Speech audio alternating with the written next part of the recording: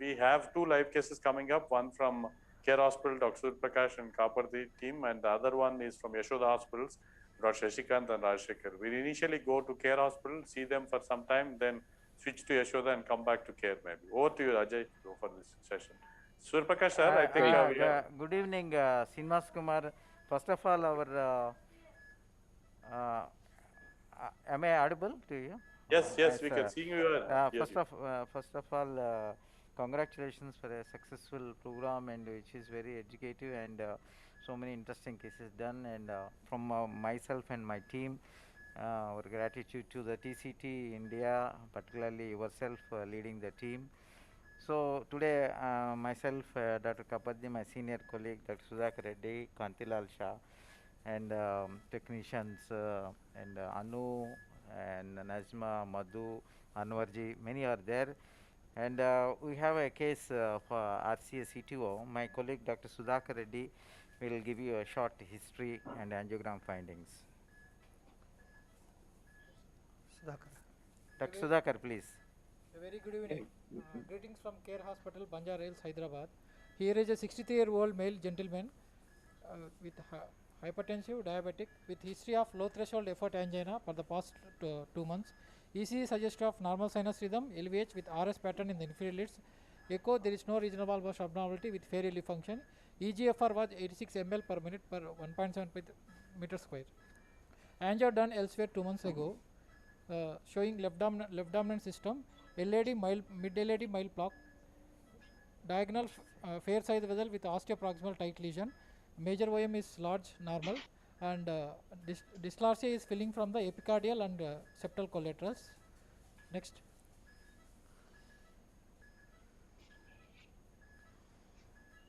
LAD lesion, diagonal lesion. Diagonal osteoproximal tight lesion is there. Dysplasia filling retrogradely from epicardial and septal collaterals. Next.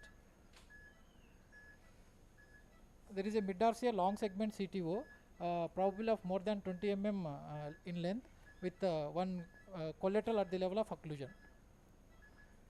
Next. Coming to RCO, it is a proximal cap is here is ambiguous with lesion length probable of more than 20 mm. Distal vessel with reasonably good quality with collaterals from epicardial and septals. Coming to the JCTO score of 2. Thank you. Thank you, Dr. Sudhakar Reddy. Now I will request Dr. Kapardhi to go fast because there are two live cases. They have to demonstrate what steps we have done for this gentleman. Yes. Good evening, Dr. Srinivas Kumar and team. And regarding this case, it is a RCA CTO. The strategy here is anti-grade virus escalation technique and with retrograde guidance. So here the collaterals, if you take the septal collaterals are poor, in interventional collaterals are poor, and only one epicardial collateral OM to PLV it is there. So with this we want to do the anti-grade escalation technique.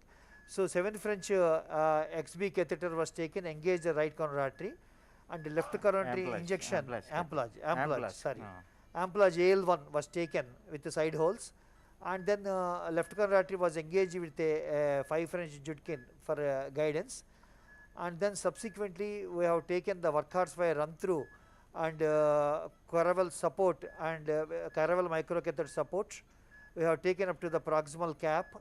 Then subsequently we have changed the run through wire into the exchange to field XTR, because basically our strategy here is a micro channel tracking.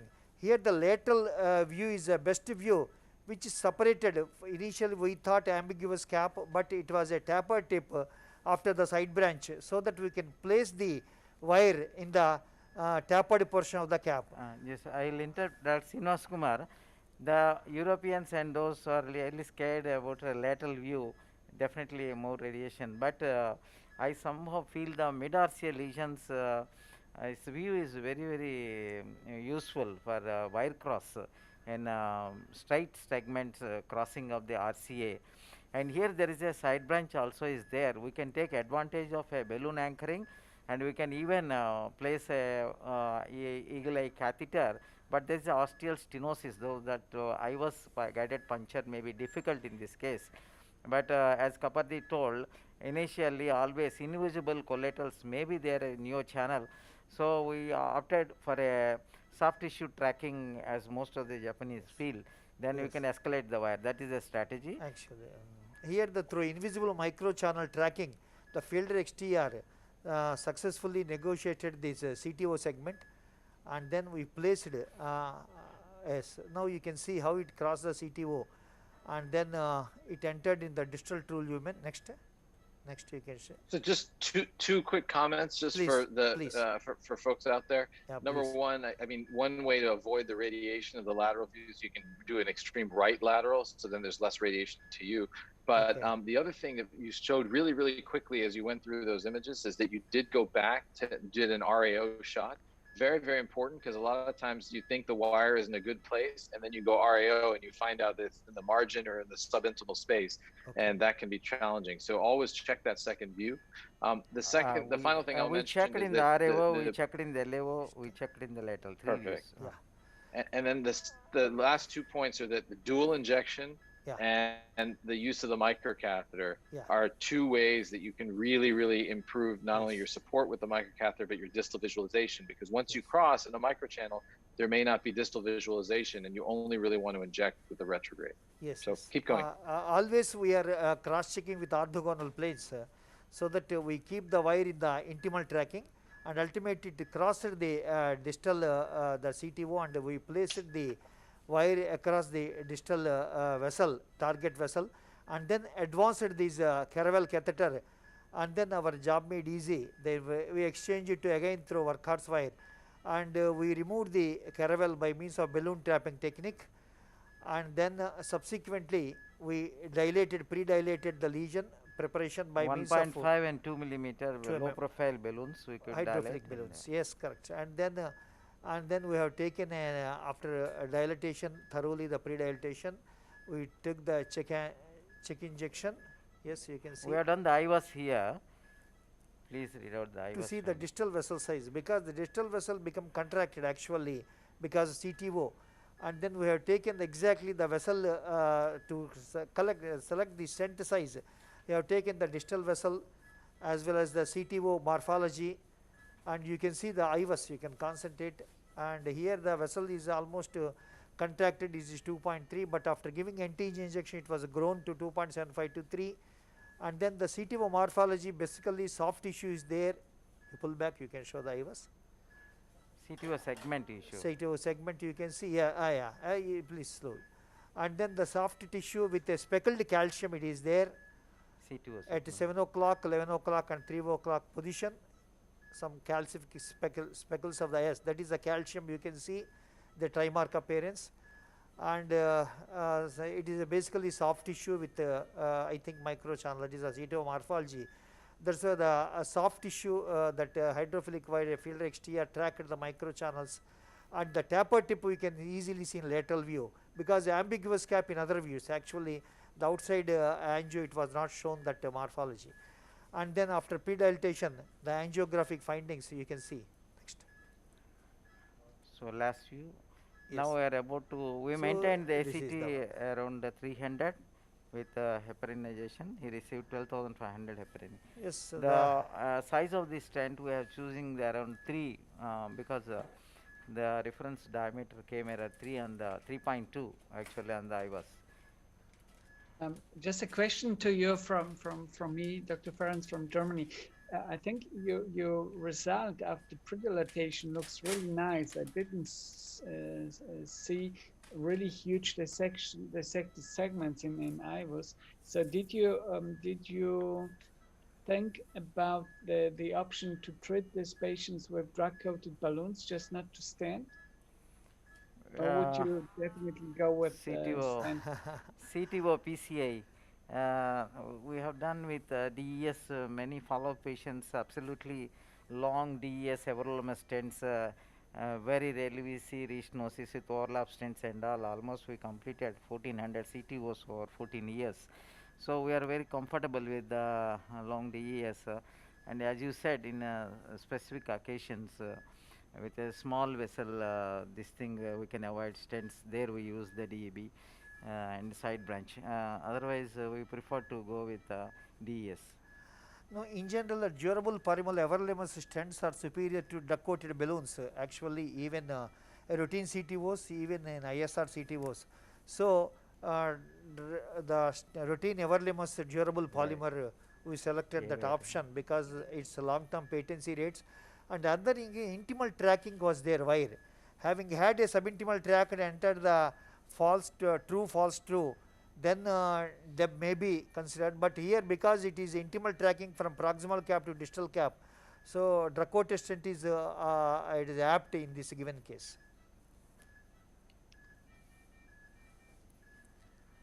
And 3 into 33 Zines 38 is the 38 3 into 38 and it is across that CTO segment from proximal healthy vessel to distal healthy vessel.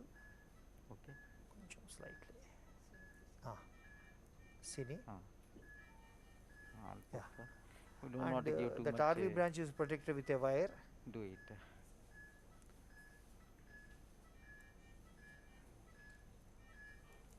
And then the proximal that mild disease was also covered. We can do. Yeah. సరిపోతాయి కదా? Sirpur. Deployment is sufficient. Yeah, I'm going. Yes. Deploying at nominal atmospheres, nominal pressure of 10 atmospheres. 10 atmospheres. 6, 8, 9, 10. Coming down.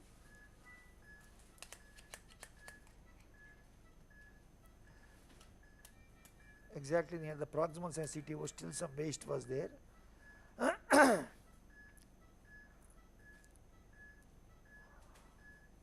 Yes. Wire. Yes. Yes.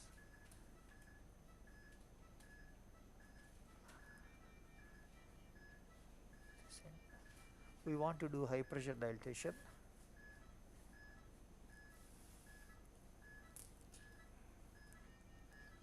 Dr. Ferenc, what exactly you meant with regulating balloon? You are thinking, we generally think of using regulating balloon when there is a diffuse long segment disease where you can't place a stent or instant restenosis. You are mentioning regulating balloon here? Yeah, there is some study ongoing in Europe in CTO segments. Okay. Long diffuse changes, but if you achieve a good flow and you don't have really limiting dissection, so you could even try to treat that segments with drug-coated balloons. So which Dr. Antonio Colombo presented a concept that where you can focal stent and if it is okay, you can just do regulating balloon provided. And coming to this point, because 1 hour before we had a presentation from colleagues, according in stent restenosis treatment and yesterday we had in the diffuse CAD symposium is a concept of presentation where you dilate it and then you also treat it with a regulating balloon. If there's no major dissections and you would leave it, and FFR values are also checked in that, and if my FFR is okay, then as well as no major dissections, just a regulating balloon.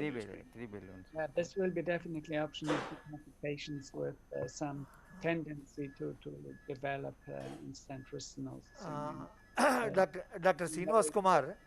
Yeah. And presently the role of drug-coated balloons is in small vessels and distal diffuse disease and ISR. Yeah. I think that's what we are following in India. But what sir is mentioning is in diffuse disease, they're connecting one trial with the regulating balloon versus regulating stent. Right. The central point, it looks narrow, no? Yeah. Yes, we have to dilate now. Now we are taking the NC balloon 3 into 12, 3 into 10, 3 into 12 millimeter, and then we want to dilate that segment.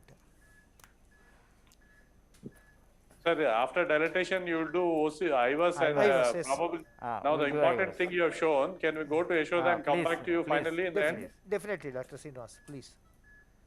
Suryaprakash sir, we are with you now. You can final comments. Dr. Cindy Grimes has joined us, waiting for next session. Okay. Welcome, madam. Just Dr. Srinivas, we just deployed the stent. The proximal portion is under expansion is there, and then we take the 3 into 12 balloon and dilate it 3.5, systematically. 3.5.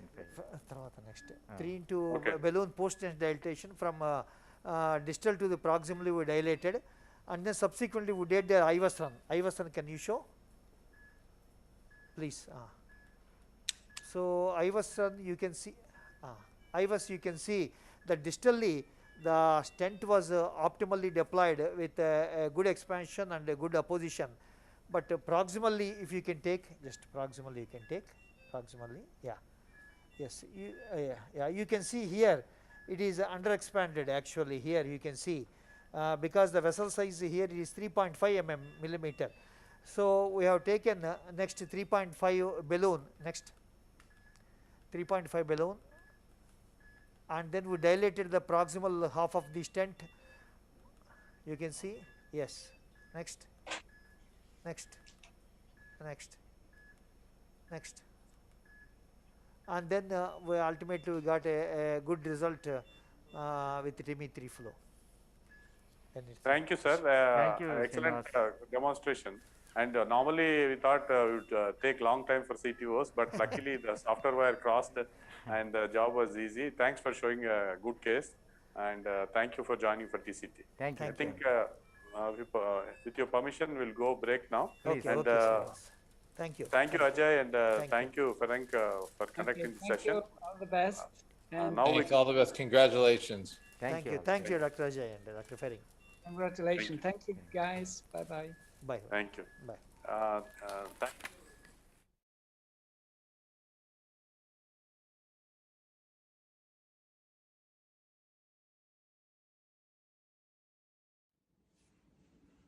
Namaste. I am Dr. A. Srinivas Kumar, Senior Consultant Cardiologist, Director Cardiology and Clinical Research, Apollo Hospitals, Hyderabad. This video brings to you the best wishes from FACS Foundation and TCT India South Asia 2021.